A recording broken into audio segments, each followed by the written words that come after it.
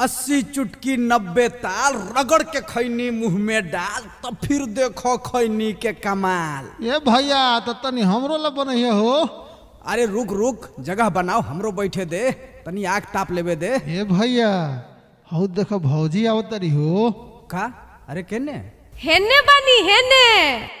आज इतना बढ़िया मकर संक्रांति के दिन बा और रउआ खातिर खिचड़ी बनौले बानी मटर और गोभी डाल के और नैहर से चिउरा और दही भी आइल बा और रउआ यहाँ निहाय के डर से आग तापतानी खैनी मोलतानी। चली चली घरे चली और नहा ली आ खिचड़ी खा ली गरम गरम बनल बा। अरे खिचड़ी ना खाई खैनी खैले बानी। ई खैनी बाकी अमृत चलतानी की ना।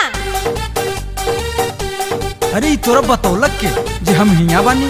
हमार न्यूज रिपोर्टर ढेर बारन सर। अब चली नहाई आ खिचड़ी खाई। खिचड़िया तो हम खा लेब लेकिन नहाइब ना।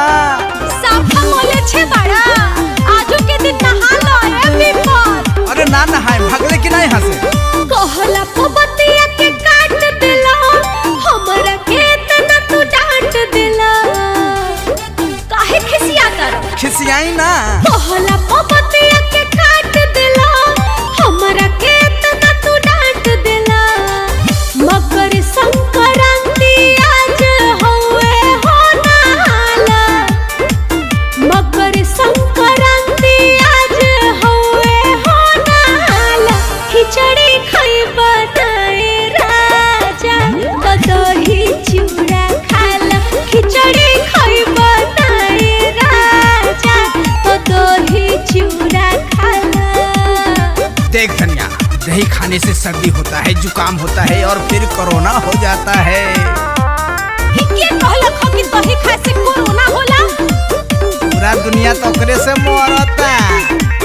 गुड़ औरी